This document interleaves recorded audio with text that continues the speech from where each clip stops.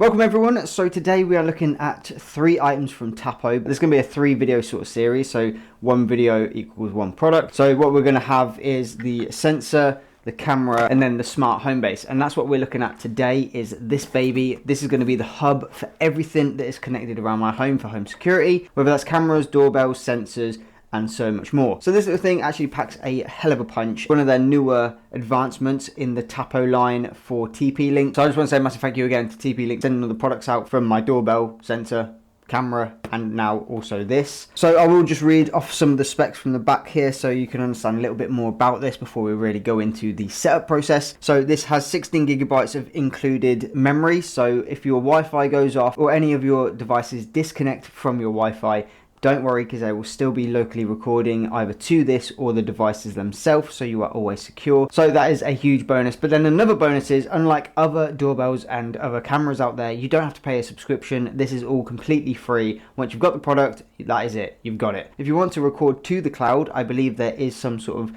package that you can pay for, but you don't have to have a subscription off the bat. You can get one of these. You can just add an SD card into the device and it will record locally to that. Another bonus about this is it can expand up to 16 terabytes in storage. So if you have a 16 terabyte hard drive or SSD, you can put that in here, and then you've got 16 terabytes plus the 16 gigabytes internal for all of your recordings while you're away. If your internet ever goes down, or if you just don't want to pay for a subscription for the cloud, you've got that internal storage available. So this is the Tapo H500 encrypted local storage, which is secure and cost free, with a smart live view and playback. So you can connect this to a TV or a monitor with a HDMI cable, or if you have the app on a tablet, you can actually put the tablet on the front of this and have it as a live display while also being plugged in, charging it as well, because there is some USB ports in the back here. This also works with you know who and also Google Home. The app is also available on Android and iOS. The features of this have multi-layer encryption, connection center, facial recognition, matter control,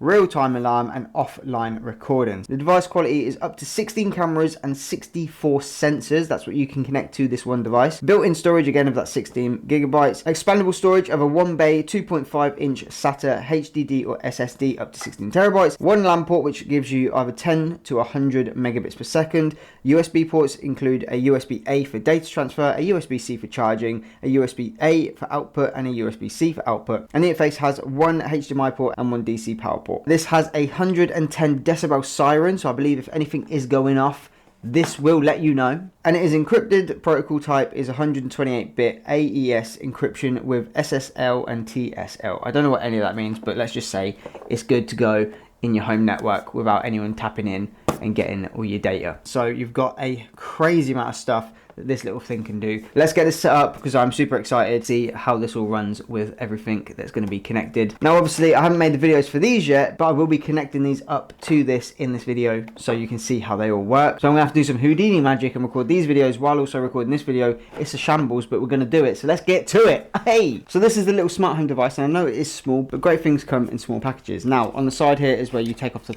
cap. You can add in your SSD for 16 terabytes, so I will try find one. Magnetic clips back on, beautiful. On the back there is all of your ports. Again, the USB-C, USB 2, HDMI, LAN, reset and power. On the top you have all your dialogue buttons, so you call, you mute, your volume up and down. You got your microphone there as well, and then all of your status lights on the side here. This little tray pops out, put a tablet in there, connected to the app, you've got live viewing. Insane. Also amazing airflow, I will say, like all around. You've got speakers, you've got airflow, it works. Now the only issue I have is I changed the Wi-Fi router. It only has 2 ports coming out.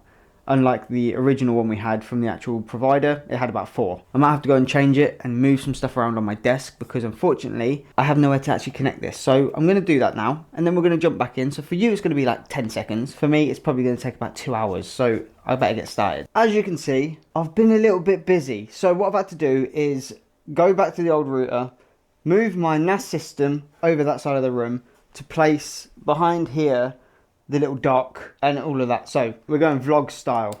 Old router, NAS system, and then behind here is where the little dock's going to be. So I'm going to put the tablet on there, get that all set up, and then we can go through that. And hopefully it all pans out. So if, as you can see, you've got your status light, your LAN, and then your disk. So I need to set it all up and get it going. Now all the hiccups are out of the way. Hopefully you can see this. So what we're going to do is go into our Tapo. Now this is the sort of home screen that you'll get. you'll have all your devices on here. So what we need to do is actually set up the doorbell and the smart hub. So we're going to start with the smart hub first. So you go to add device up top here, and then you want to go down to hubs and home base. This will be the H500. It is Ethernet wired. That is recommended. Yes. Yep. So that is blinking green. Continue. And there we go. There is the device. Connect. Where is it placed? Living room. Oh, actually, I'll put in office. Office there. Next. And then we'll have choose your icon. Oh, that's pretty cool. We'll have it as that, because that is what it is. It's a hub. And that is that. That's all good. Updates. So it goes through the night time when you're not awake. That is now available with 12 gigabytes in there. And then what we're going to do again is add a device. We're going to go into the doorbells and go down to the D235, which is our doorbell. It's green and red already. Right, so now we're going to connect to the Wi-Fi. Connecting to Wi-Fi. As you can hear. Wi-Fi connected. That's the front door next. We'll have it as a door. There we go. That is good. Alright, and we are done. Now, I can pair this with my hub. To do that, I just do that and pair. That is now paired with that. So when someone clicks it, everything goes off. And there we go. That is now all connected with the doorbell. And that's how the hub works. So if I click the hub, you can add devices, see your storage, camera playback. So far we've got the doorbell, and now to set up all the other devices we have around the house. Just another cool feature I've found before we set up all the other devices on here is the facial recognition local AI. If you go on that, it allows your home base to recognize faces in videos captured. So if you enable it and go on your front door, it's now enabled. So when someone comes in, I can see a familiar face. Like I said, if it's a family member or a stranger, and it will let me know when the doorbell goes off if there's someone that I do not recognize. And if you're wondering how to add people into it, you can either choose from taking a photo or a photo that you've got, and then it will obviously pick up their face when they come to the doorbell. Here, and then go to add device, and we're going to go to sensor. LED is blinking green. So like I said, because we've got the hub already set up, this can all now connect. Okay, so check for firmware. All up to date and ready. The device is closed at the minute. If the door opens, it'd say opened. There we go. The door has now been opened, so now it gets me a notification, lets me know that the door has been opened, and then when it closes again, yep, and then it lets me know that the door is closed again. So I know now when the door is open and closed. Software here is a little bit delayed. It doesn't actually sort of update really quick unless you go on it, and it will tell you there when it was open and closed, so you can see all the data. Okay, so we've just found out that the Tapo C260 is not actually compatible at the moment for the H500 Hub. That's why it's not connected and saying I need to update the camera. It is coming though in September 2025. So I will make a follow-up video when that comes out and is available to the public. So that's why if you need to find your compatible list, please do go to the website, because that is where you're going to find what is compatible with the hub and what is not. So you don't go wasting money on things that aren't compatible, like the Tapo C200 or the TC60 and things like that. So just wanted to throw that out there. Okay, so the hub is all set up, and I am ecstatic at how amazing this thing is compared to just having your doorbell or your camera or your sensor all set up on your phone. To have this hub literally just expands these items to more than they could ever be. I've just had a notification of putting the doorbell back on that my face has been recognized by AI, and I've been classed as a family member. And then if you're not in my list of people that got a photo, you are classed as a stranger and put into a strangers folder. So I can then click it and it will show me every single clip of your face. So if there's a stranger lurking around and they keep getting picked up, it's going to put them in a single folder as that single stranger, and you can click it and have all of the documents of when they're at your house every single day or stalking or whatever they're doing, and send that directly to the police and have everything that you need in one special location, which I think is incredible how that has just changed the way this camera works. My doorbell used to just be someone rang the doorbell, it would send it to my phone, my Amazon Studio 15, all my other devices that are connected like the door chime and things like that. Where now,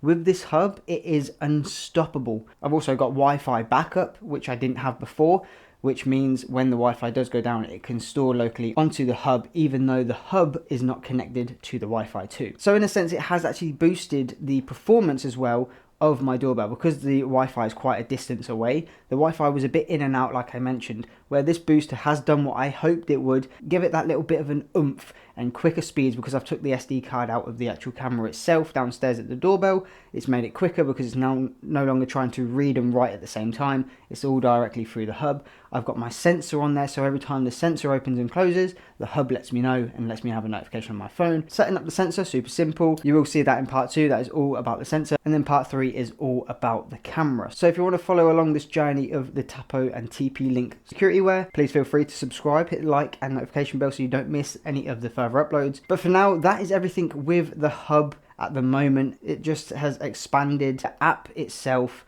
All the features for all my products, like AI face recognition, is just a huge one for me. I love how it can just put you in a folder and say how many times you've been spotted, and it's just crazy. It is crazy. But yeah, I won't ramble anymore. I'll let you all get on with your day. I appreciate you all watching till the end. If you did, leave a like, subscribe, and notification. If there's any features of this that you think that I might have missed, please let me know in the comments below so I can jot them down and have them in my notes for next time. Other than that, captivate, and hopefully see you all in part 2.